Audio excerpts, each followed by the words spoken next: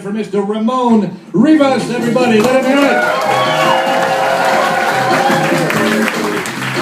Thank you. Thank you very much. As Dobie said, my name is Ramon Rivas.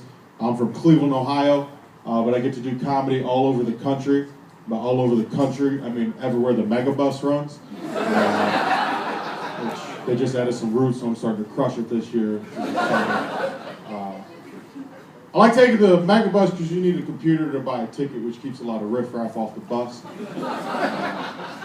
I've taken the Greyhound a couple times and learned that they do not have the same stance. The Greyhound has a weird customer base of like homeless people, ex-convicts, and grown-ups who carry stuffed animals. All real uncomfortable to sit next to. I take the bus a lot because my life is in shambles, but the benefit of it is that there's no security on the bus, so you don't have to like take your shoes off. In fact, you don't even need shoes on most buses. You can right off. I took advantage of that fact last time I went to New York. I took my own weed because it's expensive there. The only problem is I smoke really good weed because I'm a grown-up. And the smell's really strong, so I had to develop something to do with the smell. And I couldn't just vacuum seal it because I'm not white, so I don't have a vacuum sealer. So I had to figure something out. So what I did is I had a bag of weed, and I wrapped it in a dryer sheet, and then I put that in a plastic bag, and I wrapped that in a dryer sheet, and I put that in a plastic bag. I wrapped that in a dryer sheet, rolled that up in my towel, put my towel in my bag, got all the way to New York without any issue. Then once I got there, I realized if you do that, your weed's gonna taste like dryer sheets. I didn't care, I still smoked it. It did get a little embarrassing when I was smoking with my friends and they were like, hey man, what strain is this?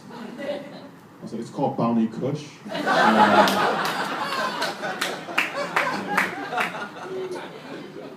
Back in Cleveland, I have a female roommate. It's a lot like being in a relationship without any of the sex.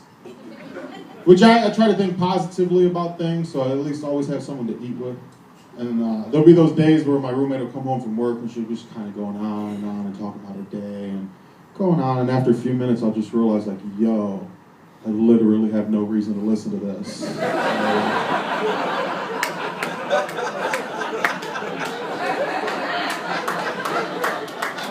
I'm gonna go smoke weed in my bedroom. You know? And she's like, but you're already smoking weed in your bedroom, Ramon. And I just shut the door. The most awkward part of having a female roommate is I keep accidentally using her feminine hygiene wash of shampoo because I don't wear my glasses in the shower. I can always tell when I did it because for the rest of those days I just could not keep my fingers out of my hair.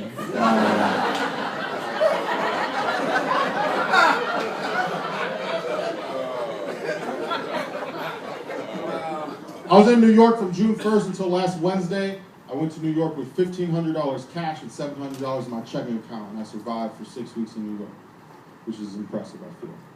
And I'm gonna give you some tips on how I did it, all right? Tip number 1 is I don't drink alcohol, so that's a big expense gone. Tip number 2, I don't drink coffee either. So I was just real sad and tired the whole time I was there. Thing number 3 is I took my own weed, saved myself money on that. And then thing number 4 is every time I went to the store and bought something, I also shoplifted. Came in handy. Because a couple with like 2 weeks left in my visit, I accidentally paid my whole cell phone bill. So I realized I did it, and I texted my mom like, hey, I miss you, I love you, I hope you're doing well. Just to grease the wheels to ask for $50. Then I had the sense of being to call AT&T and say, hey, I know I owed you all that money, I just paid you. How about giving me half of that back? They were cool with it, which was great, because my mom did not respond to my text message. By Thursday, I'm like, damn, my mom don't even love me anymore. I don't even ask her for anything. You know? And then I get an email from her on Friday that said, hey, I got your text message on Monday. I can receive text messages and phone calls, but I cannot make text messages and phone calls. I'm like, God damn, no one in my family can pay their cell phone bill right now. It's almost football season. I was getting kind of excited because the NFL was thinking of instituting a rule. They were going to penalize any players who said the N-word on the field, which I was really looking forward for the first ref that was going to have to call that.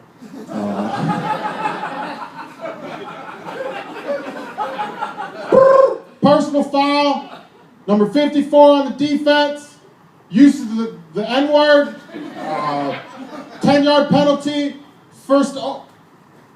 there's a coach's challenge on the field. The coach is challenging whether the player who said the N-word on the field is black, in which case it'd be okay. Check the booth review.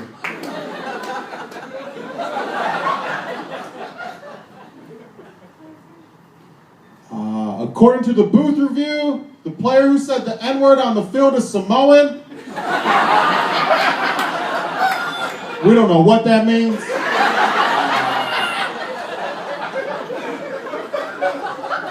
We're just going to call all setting penalties on both sides for reverse racism. I hope this doesn't happen again. Thank you for watching the NFL. That's it. I hope you guys enjoy the rest of the show.